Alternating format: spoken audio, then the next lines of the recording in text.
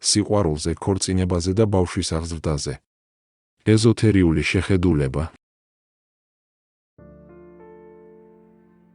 იდეალური ქორწინება ძალზე იშვიათია, თუმცა ყველა ადამიანს აქვს იმედი, რომ ამგვარი კავშირი ყველაზე დიდ მიწიერ ბედნიერებას მოუტანს. მან ინტუიციურად ისიც იცის, რომ თავისი ევოლუციის გზის გავლა მხოლოდ მეორე, საპირისპირო პოლარულობის მქონე არსებასთან ერთად შეეძლება.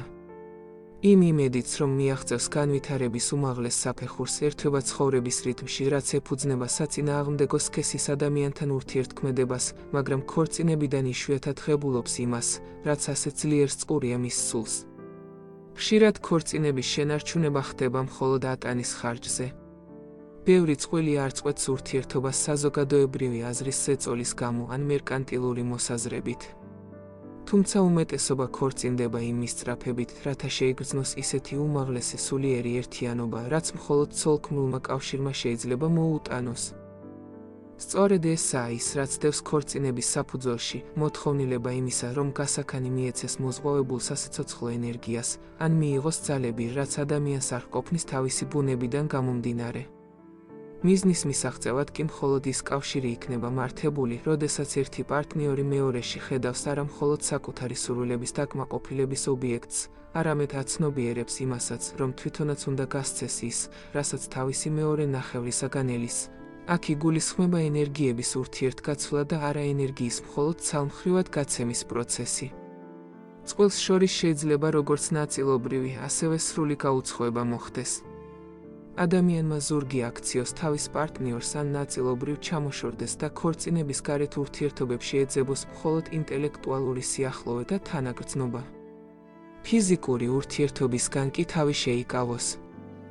ცოლს არაფერი აქვს საამაყო, თუ ქმარი მას პატივს სცემს მხოლოდ ფიზიკური მონაცემების გამო.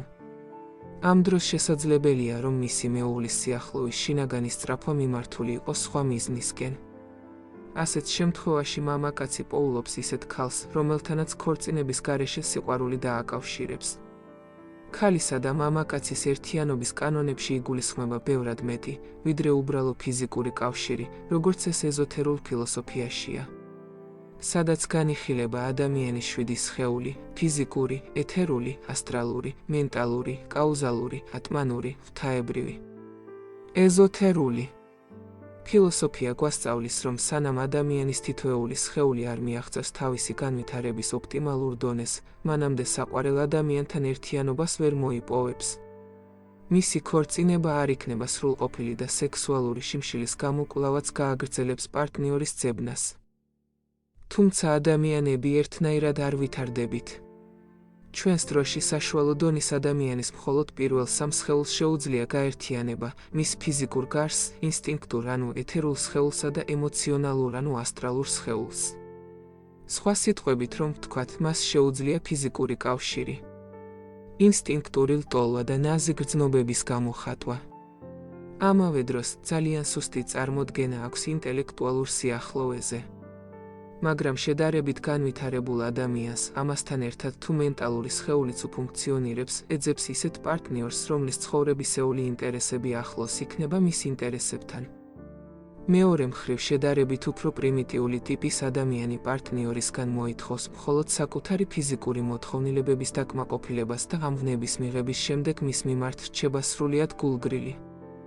აქედან გამომდინარე, თუ კი მამაკაცი, რომელსაც განვითარებული აქვს 3 სხეული და აქვს უნარი გამოავლინოს ნაზი გრძნობები ქალის მიმართ, დაქორწინდება ქალზე, რომლის მხოლოდ 2 სხეული ფუნქციონირებს და ქორწინებაში ხედავს მხოლოდ ხორციელი ვნებების დაკმაყოფილებას, ამ შემთხვევაში კატასტროფა გარდაუვალი იქნება.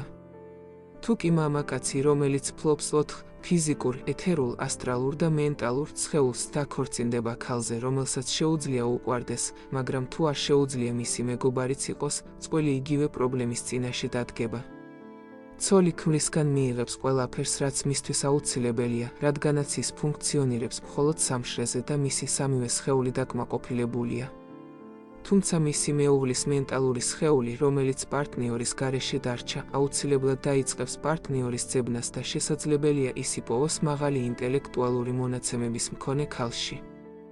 სწორედ ამ დროს აღმოჩნდებით პლატონური ურთიერთობის პირისპირ, რომლის არსებობასაც ინსტინქტურად ყველა აღიქვამს იმათ, რაც ძალიან ახლოსაა ღალატთან, მაგრამ ვერავინ გაბედავს ეს ქმედება განსაჯოს, როგორც საყოველთაოდ აღიარებული მორალის დარღვევა. რთული გასაგები არ არის ის ფაქტი, რომ მამაკაცი რაც არ უნდა ლოიალურად იყოს განწყობილი ცოლის მიმართ, მათი კავშირი უმაღლეს პლანზე მაინც დაკარგავს თავის მნიშვნელობას და ფორმალურ ურთიერთობად გადაიქცევა.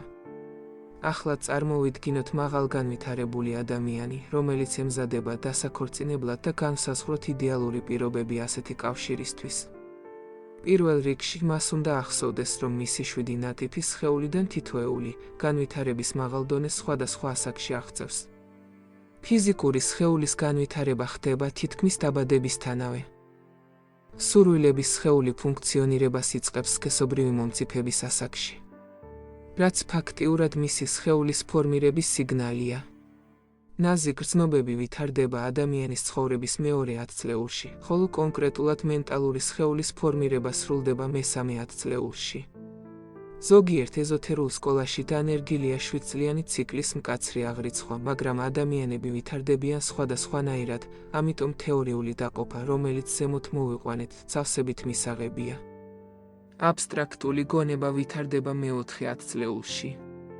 ადამიანის სულიერი ბუნება კი უმაღლეს საფეხურზე ადის მხოლოდ მე-5 10 წლეულის ბოლოს. ამიტომ მაღალ ინტელექტუალურმა ადამიანებმა არ უნდა იჩქარონ ქორწინება იქამდე, სანამ ბოლომდე არ ჩამოყალიბდება მათი ნატურა და სანამ არ გაიგებენ, თუ რა მიმართულებით მოძრაობს მათი ევოლუცია. სამწუხაროდ ბევრი ახალგაზრდა, რომელიც მოქმედებს მხოლოდ სურვილების სხეულით, ჩქარობს ხელში ჩაიგდოს მუდმივი პარტნიორი და ქორწინდება საპირისპირო სქესის პირველივე შემხვედრზე, რომელშიც ხედავს ერთადერთ საშუალებას დაიკმაყოფილოს თავისი მწველი სურვილები.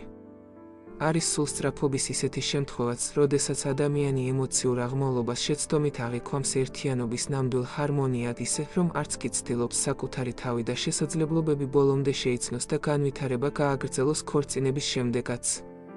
ბედნიერია წყვილი, რომლის განვითარებაც ხდება ერთნაირად და ერთდროულად.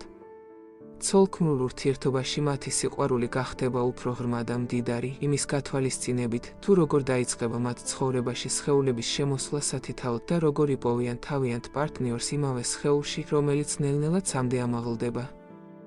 თუ კი ერთ-ერთი მეუღლე უფრო ადრე აღწევს ევოლუციური განვითარების უმაღლეს მწვერვალს, მაშინ როცა მეორე ჯერ კიდევ ზრდის პროცესშია, ასეთ შემთხვევაში, ბედნიერად დაწყებული ქორწინება ან კომპრომისით მთავრდება, ან სრული წარუმატებლობით, რადგანაც შედარებით განვითარებულ პარტნიორს უჩნდება მოთხოვნილებები, რომელსაც მისი მეუღლე ვერც გაუგებს და მით უმეტეს, ვერც დააკმაყოფილებს. იდეალურ ქორწინებაში წყვილი ერთიანდება ერთდროულად ყველა მისი უმაღლესი სხეულით, იქიდან გამომდინარე, რომელიც სხეული იწყებს ფუნქციონირებას და ყოველი აქტის დროს განიცდის სიყვარულის ახალ სიღრმეებს. ფიზიკური კავშირი ორმხრივი მიზიდვის შემთხვევაში მათ მოუტანს ჰარმონიასა და ნერვული სისტემის მდგრადობას. სიყვარული გააერთიანებს მათ სურვილს და ერთიანობისკენ ლტოლვას, გახდნენ ერთი პიროვნება. საერთო ცოდნის დაგროვება უფრო მჭიდროდ დააკავშირებს და დაახლოებს მათ. ერთი და იმავე იდეალებისა და პრინციპების რწმენა მათ ცხოვრებას ერთ მიმართულებას მისცემს და ერთ არხზე გადაიყვანს. საერთო სფეროდან სულიერი მიზნები და იდეალები კი ამ კავშირს შეავსებს. და ბოლოს მათი ცნობიერება ამაღლდება წმინდა სულის სფერომდე და უმაღლესი სიყვარული, რომელიც ორი სულით ჩაისახა, დაძლევს ყველა დაბრკოლებას და ასეთი კავშირი შექმნის ერთიანობას. მისტიკოსი ფილოსოფოსების აზრით, ამგვარად იწყება ევოლუციაში იმ მაქსიმალური სტიმულის გამოყენება, რისი მოცემაც შეუძლია ფიზიკურ სამყაროს და ეს ორი, ყველა სფეროში გაერთიანებული სული შედის სინათლეში და აღარ გამოდის იქიდან. ისინი იქცევიან ერთიან ინდივიდად ორმხრივი ნატურით, რომელსაც გააჩნია შინაგანი სრულყოფა და თვითკმაყოფილება. ასეთი სხეულები გადადიან სიცოცხლის გამოვლინების უფრო მაღალ საფეხურზე, ვიდრე ჩვენია და რომლის აღქმა ჩვენი გრძნობის ორგანოებით უკვე აღარ ხდება. ბავშვზე და აღზრდაზე. პირველი, რასაც ახალშობილი აკეთებს, არის ტირილი. ეს იმიტომ ხდება, რომ სულმა იცის სად და რა ფორმით დაიბადა და არის ურწმუნო მდგომარეობაში, რადგან დაბადებამდე მან უკეთ იცის ვინ არის და სად მოხვდა, ვიდრე დაბადების შემდეგ, ანუ ახლა. სული ატირებს სხეულს, რადგან ის პირველად გამოჩნდა ამ ფიზიკურ სამყაროში, თუმცა ასეთი მოვლენების რაოდენობა ძალიან მცირეა, ან იმის გამო, რომ ხვდება, რომ იგი დაბრუნდა სამყაროში რეინკარნაციის შედეგად. მას შემდეგ, რაც წინა ცხოვრება წარუმატებლად დასრულდა. ასეთი მოვლენა შეინიშნება უმეტეს შემთხვევაში. თავად სული არ ტირის. საწყისში ასეთი ფუნქციები მისთვის უცნობია, მაგრამ მისთვის მიცემული იმპულსები სხეულის გარს ატირებს. ის ტირის უმიზეზოდ დღეებს, კვირებს, თვეებს, სანამ ცნობიერება ძალას არ დაკარგავს, იქნება ეს ბუნებრივი პროცესის შედეგი თუ მშობლების გავლენა. დღეს კი წამლებიც დაემატა. ეს ხდება მაშინ, როდესაც ადამიანი რეალურად იბადება, რის შემდეგაც მას ავიწყდება ვინ არის და ზოგი ამას სხვებზე სწრაფად ივიწყებს. ეს ტირილი განსხვავდება ტირილისგან, რომელიც რამდენიმე თვის შემდეგ ჩნდება. ან უგეშეთ ბავშვები ცნობიერების ამ გადამწყვეტი პერიოდის განმავლობაში და აცნობეთ მათ, რომ ერთიანმა მათ მისცა შანსი დაბრუნდნენ იმ თავფაპირველ ადგილს, რომელსაც ჭეშმარიტად ეკუთვნიან. ეს მისცემს იმპულსს, რომელიც ქვეცნობიერად იმოქმედებს თითოეული მათგანის მომავალ ცხოვრებაზე. დაბადების დრო წინასწარ განისაზღვრა, ისევე როგორც მათი სამყაროდან წასვლის დრო. ერთობლივად ყველაფერი. გარემო, მშობლები, დაბადების გარემოებები, ადგილი, ჯანმრთელობა, სიკვდილის და ასე შემდეგ. არ არსებობს უბედური შემთხვევები. ყველაფერი სულმა აირჩია და დაგეგმა დაბადებამდე. სქესობრივი მომწიფების პერიოდში ისინი წყვეტენ ცალკეულ ძაფებს და მათ უნდა აიღონ სრული პასუხისმგებლობა თავიანთ ქმედებებზე. თავისუფალი ნების მქონე ცხოვრების წესის წარმართვისას ისინი განსაზღვრავენ მის ხარისხს. არჩევანის გაკეთების გზითაც კი შეუძლიათ განსაზღვრონ, თუ როგორ დატოვებენ ცხოვრებას, სიკვდილის სახით. მაგრამ წასვლის თარიღს ვერ შეცვლიან. ინსტრუმენტები, რომლებიც მათ მიიღეს მშობლებისგან, შეიძლება გავლენა იქონიოს მათზე მხოლოდ ცხოვრების მცირე დროზე. ბავშვების ცხოვრების დიდი ნაწილი დაფუძნებულია თავისუფალ ნებაზე, რომელსაც მშობლებთან ან ძალიან მცირე, ან საერთოდ არაფერი აქვს საერთო. თქვენ მხოლოდ მათი ცხოვრების პირველი 5-6 წლის განმავლობაში ხართ მნიშვნელოვანი და სწორედ მაშინ შეძლებთ მაქსიმალური სარგებლის მოტანას მათთვის. ყველა ბავშვი განსხვავებულია და სხვადასხვაგვარად რეაგირებს. მაგრამ აცნობეთ მათ, რომ არის რაღაც უფრო მეტი, ვიდრე მათ ეძლევათ გრძნობებში. რომ არის ღვთაებრივი წყარო, საიდანაც ყველაფერი მოედინება და რომ ერთ დღეს ისინი დაბრუნდებიან, როგორც კი მიხვდებიან თავის დანიშნულებას და შეასრულებენ ამას აქ, დედამიწაზე. ნუ დაელაპარაკებით ამაზე უცებ, არამედ იმ წლების განმავლობაში, როცა იზრდებიან თქვენთან და მეტად არასდროს აღარ უთხრათ. თუ ყველაფერი სწორად გაკეთდა, თავად დაიწყებენ ძიებას და მთელი ცხოვრების მანძილზე ეძებენ. ეს მათი მოვალეობაა. თუ მას ჩვეულ რეჟიმში წარუდგენთ, როგორც ამას რელიგიური ადამიანები აკეთებენ, საპირისპირო შედეგს მიიღებთ. მუსიკალური ინსტრუმენტები სხვადასხვა ეპოქაში იყო მოცემული კონკრეტული მიზეზის გამო და არა მხოლოდ იმისთვის, რომ მოусმინონ სხვა ადამიანების დაკრულ მელოდიას მათზე. ვფიქრობ, აზრი გასაგებია. განათლება მანიპულირების პირველი მეთოდია ბავშვზე და არსებობს კიდევ სხვები. მათზეც მანიპულირება მოხდება, მაგრამ როცა სქესობრივ ზრდას მიაღწევენ, მათ ექნებათ მნიშვნელოვანი შესაძლებლობა, შეცვალონ წინა გავლენის შედეგი. მათ ასევე ექნებათ ამის შესაძლებლობა სიცოცხლის ბოლომდე. გამოიყენეთ საკუთარი ინტუიცია, არა ინსტინქტები, ეს არის ორი განსხვავებული რამ. როცა მშობელი ხდები, ჯილდოვდები ისეთი თვისებებით, რომლებიც ძირითადად შვილებს ეხება, რაც აქამდე არ იყო შენთვის ხელმისაწვდომი, ყურადღებით მოусმინეთ მათ. მანიპულაციის შეჩერება და გაღვიძების წახალისება შეუძლებელია. ეს თავად ბავშვმა უნდა გადაწყვიტოს და დაკავშირებულია იმასთან, თუ როგორ რეაგირებს ამ მიზნით მისთვის უკვე მიცემულ ინსტრუმენტებზე. კანონი თქვენი შვილის მეშვეობით მოქმედებს, ამიტომ მას ეძლევა ნებისმიერ დროს გაღვიძების შანსი.